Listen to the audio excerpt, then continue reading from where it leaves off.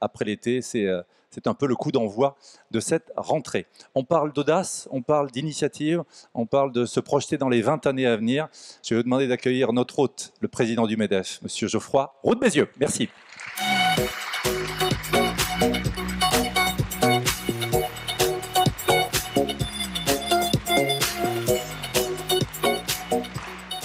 Allez, tout le monde s'assied.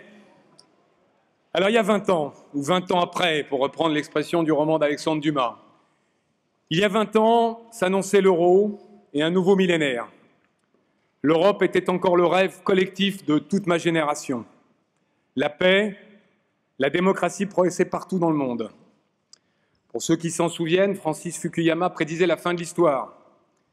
La France gagnait la Coupe du Monde, et 1, et 2, et 3-0. Nous étions à 3,6% de croissance annuelle, 3,6%. Moins de 5% des Français avaient Internet.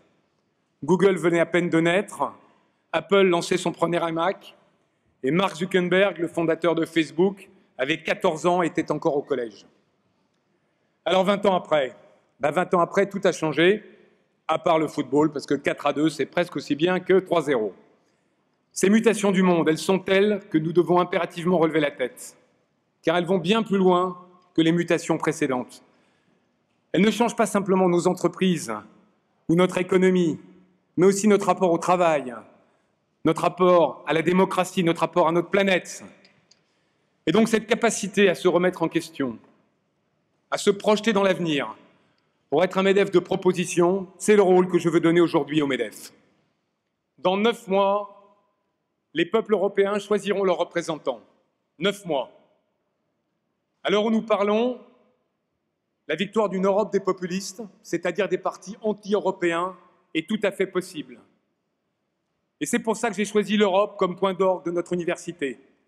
Mes chers amis, je suis profondément convaincu que c'est le moment pour les entrepreneurs de prendre leurs responsabilités et de contribuer à cette relance de l'Europe. Plus que jamais, nous devons faire entendre notre voix sur l'Europe. L'entreprise est devenue l'acteur incontournable des mutations, aussi bien les mutations technologiques que les mutations sociétales. Souvenez-vous, toutes les grandes innovations qui sont apparues depuis la guerre venaient des recherches fondamentales initiées par les États. Le programme Apollo a réellement démarré l'informatique dans les années 70. Peu de gens le savent, mais c'est l'armée américaine à qui on doit l'invention d'Internet. Mais aujourd'hui, qui change le monde? Ce sont les entrepreneurs. C'est vous, c'est nous. Regardez, que ce soit dans le spatial, dans les biotechnologies, dans la médecine, l'initiative est maintenant du côté de la sphère privée. Et ce sont les entrepreneurs qui vont relever la plupart des grands défis à venir. La transition énergétique, la biodiversité, l'urbanisation. Il est grand temps, chers amis, il est grand temps que tout l'écosystème du pays se mette au service des entrepreneurs. Car ce sont eux qui osent, ce sont eux qui innovent, ce sont eux qui prennent tous les risques.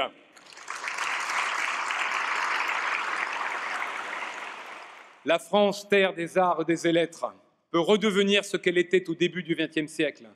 Une terre d'innovation, une terre de technologie, une start-up nation, une nation digitale.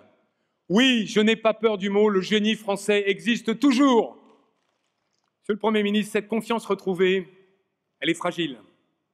Je vous le dis très simplement, et sans esprit de polémique, les mesures budgétaires annoncées hier par Bruno Le Maire sont un très mauvais signal. Nous ne sommes pas revenus au temps que nous avons connu du zig et du zag. Mais la stabilité, c'est en soi une politique fiscale pro-business. Il y a 4 ans, le Premier ministre était venu nous dire qu'il aimait l'entreprise. Vous vous souvenez, il est reparti sous les vivas, mais les mesures n'avaient pas suivi.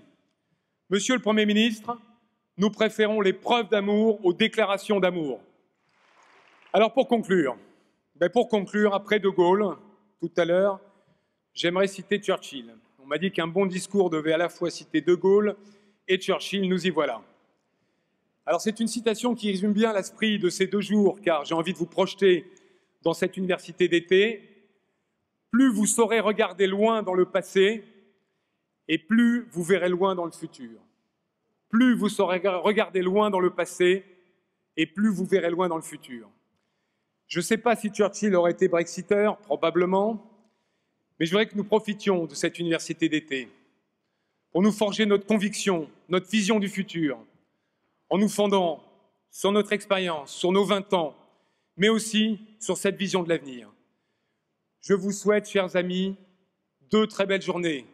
2 très belles journées de réflexion, 2 très belles journées de découverte, 2 très belles journées d'échange, 2 très belles journées d'action. Merci à tous.